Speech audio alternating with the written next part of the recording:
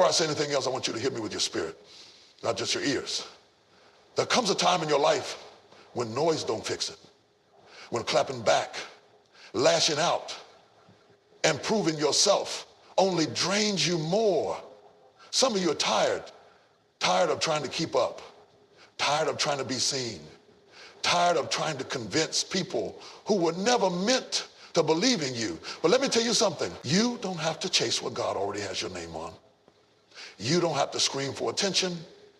When you're anointed, you attract. Oh, I feel this thing already.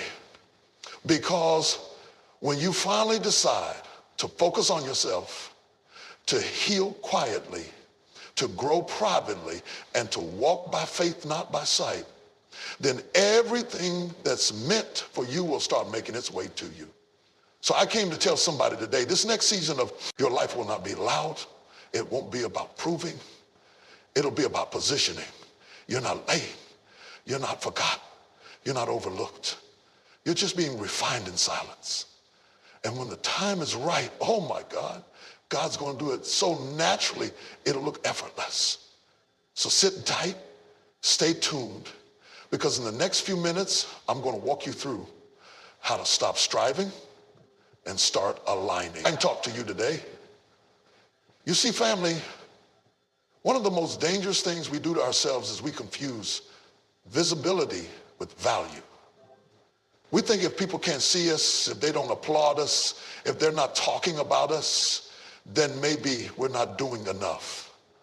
But I came to tell you today, some of the most powerful work God will ever do in your life will happen in silence. You've been planted, not buried, there for the spotlight. Because if your roots aren't deep, your fruit won't last. Let me say it like this. Elevation without preparation is dangerous.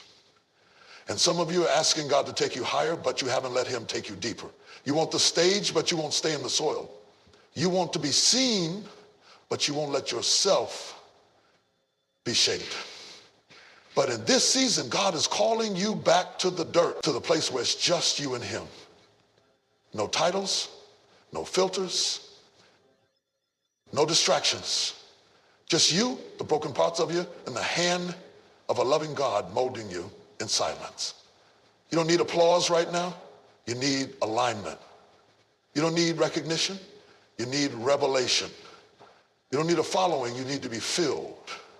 And hear me when I say this. When the roots are strong, the fruit will come naturally. You won't have to force it. You won't have to fake it. You won't have to fight to stay relevant. You'll be so rooted in who you are in him that everything he has for you will flow through you. People will say, where did they come from? But they won't know you were growing in the dark. You were praying when nobody was clapping. You were healing while you kept working. You were focusing on yourself in silence while the world scrolled by. And when the time is right, you'll blossom. Not to show off, but to show God, to show his power, his faithfulness, his glory, working through your obedience. So don't despise the quiet seasons. That's not where you're dying. That's where you're being developed. Stay in the soil. Let me tell you something. What you focus on is what you feed.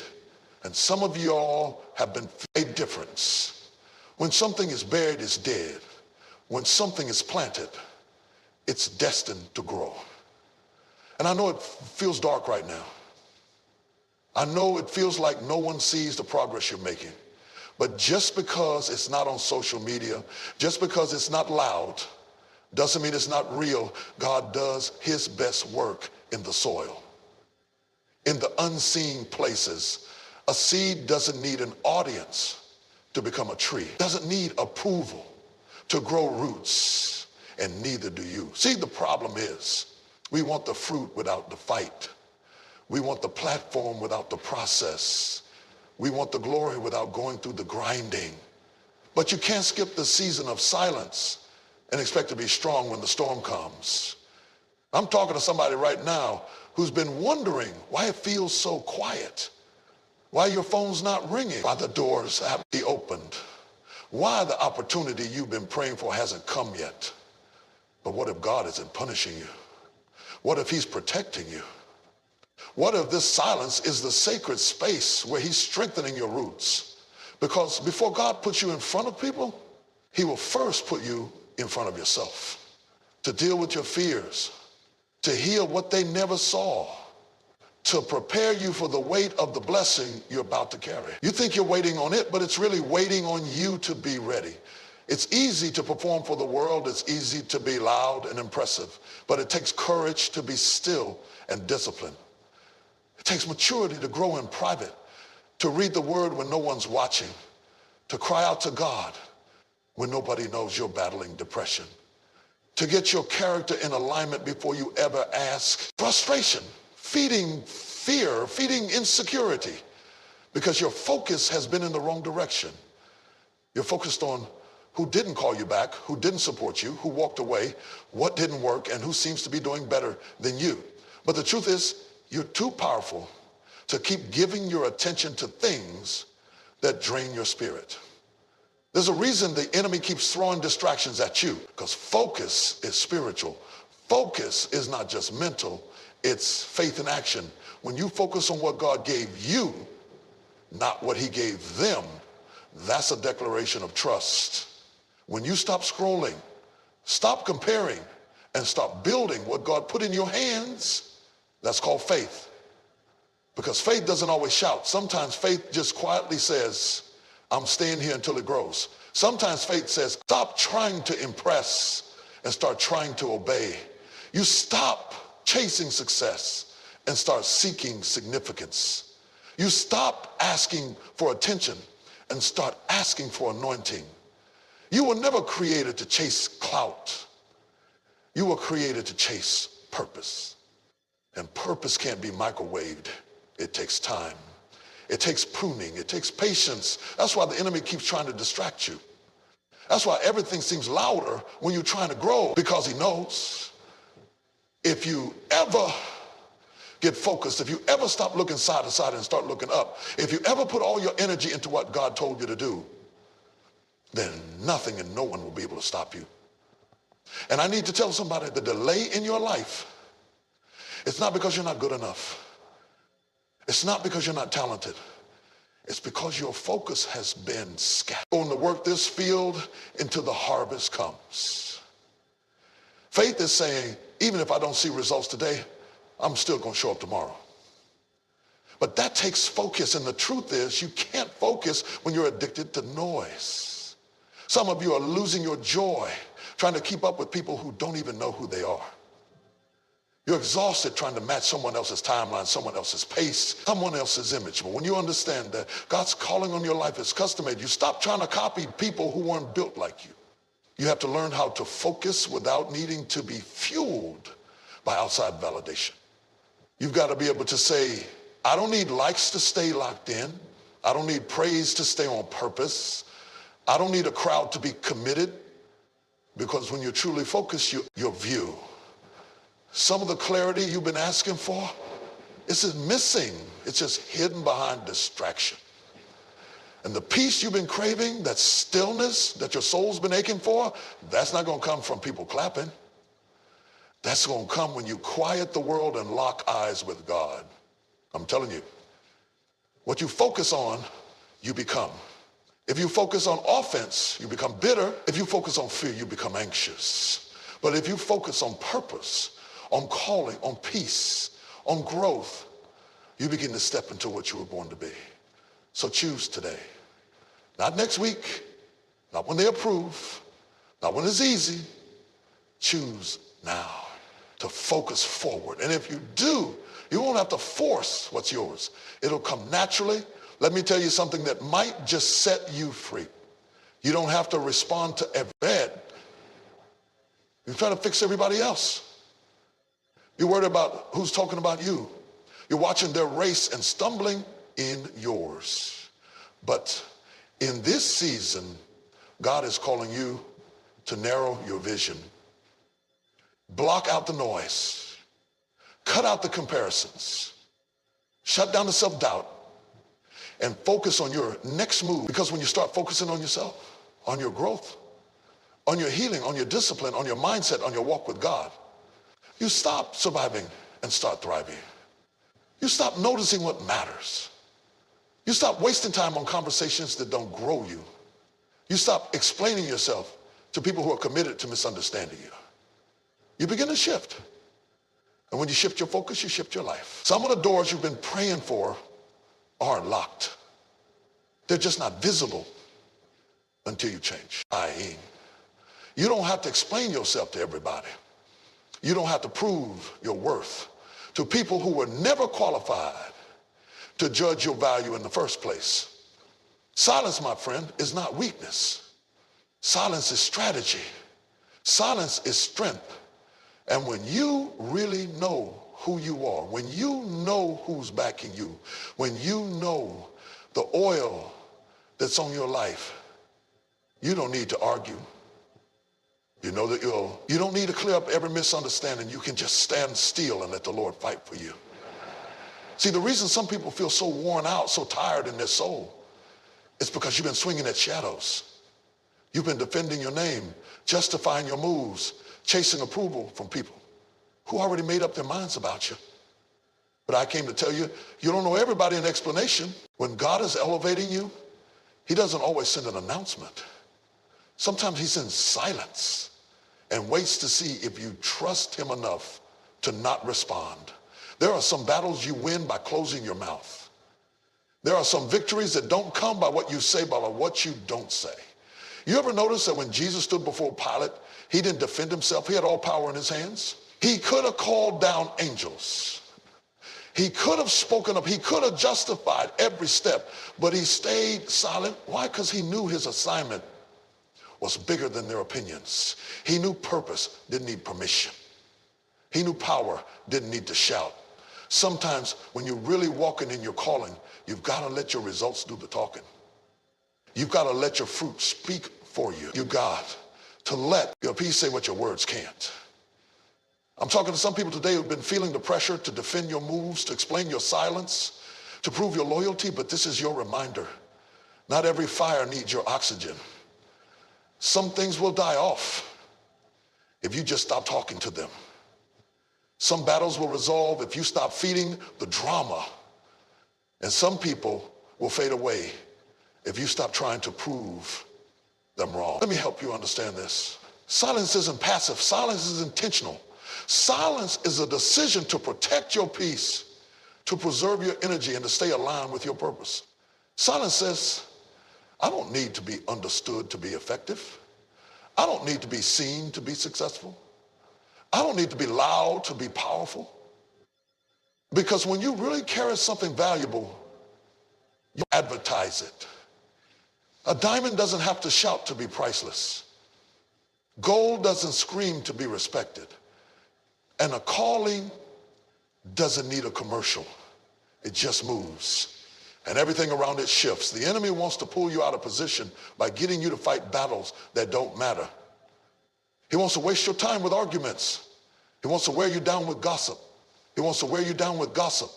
He wants to distract you with noise, hoping you'll forget why you started. But you got to be wise enough to say, not this time. You got to know when to speak and when to stay silent, because silence isn't empty. Silence is full of power. Sometimes your greatest clap back is consistency. Sometimes your best response is growth. Sometimes the loudest thing you can do is succeed quietly. Some people are waiting on your breakdown, but you're about to give them a breakthrough. Not because you proved anything, but because you held your peace. And here's the thing. When God is really moving in your life, you won't have to make noise to be noticed. Favor makes you noticeable. Grace makes you stand out. Purpose makes you stand up unforgettable. And when you walk with God, he will vindicate you in ways your words never could. So stop letting your emotions write checks your spirit can't cash. Stop letting your pride talk you out of your peace. And stop allowing every critic to pull you into their chaos. Stay silent. Stay focused. Stay faithful. Let them talk. Let them question. Let them misunderstand. Because while they're watching to see what you'll say, God's preparing to show them what he'll do. There comes a moment in your life when you realize that not everybody deserves, don't sow back. And it's not that you're weak, it's that you haven't drawn the line between compassion and self-sacrifice. Let me tell you, God did not create you to be available to everybody all the time. Even Jesus withdrew. Even Jesus walked away from the crowd. Even Jesus said, my hour has not yet come. Some of you are drained because you've made yourself accessible to people who only come to take and never come to grow. They come with needs but not with vision. They come with requests but not with accountability. And if you're not careful, you will spend your entire life managing other people's chaos while your purpose sits neglected in the background. You've got to protect your space. You've got to guard your gate. Because everything that has access to you has influence over you. And not all influence is good access to you. Not because you're better than anybody, not because you think you're too good, but because you finally discovered your worth. You finally come into the understanding that your peace is too expensive to be constantly disrupted. Your energy is too sacred to be scattered. Your heart is too valuable to be handled carelessly. And when you reach that place of awareness, you stop trying to sit at every table and you start building the one God called you to prepare. See, the truth is some of us are exhausted, not because we're doing too much, but because we're giving too much of ourselves to people who don't reciprocate. You're pouring into people who only take. You're showing up for people who wouldn't show up for you. You're investing your time, your wisdom, your loyalty, your love into places that you've started focusing on yourself, growing in silence, staying aligned, watching what you feed your spirit. They don't recognize you anymore. And that's okay. You're not obligated to stay small to make them comfortable. You're not required to keep access open to people who misuse it. If they can't handle your healing, they're not assigned to your destiny. If they can't honor your boundaries, they're not ready for your presence. And if they only show up when they need something, that's not a connection, that's a transaction. You need people around you who feed you, not just need you. People who see your value when you're not producing. People who check on your soul, not just your status. People who celebrate your growth, even if it means they don't get as much of your time as they used to, because your time is, some influence distracts, some influence delays, some influence will make you second guess what God already confirmed. You can't heal in a toxic circle.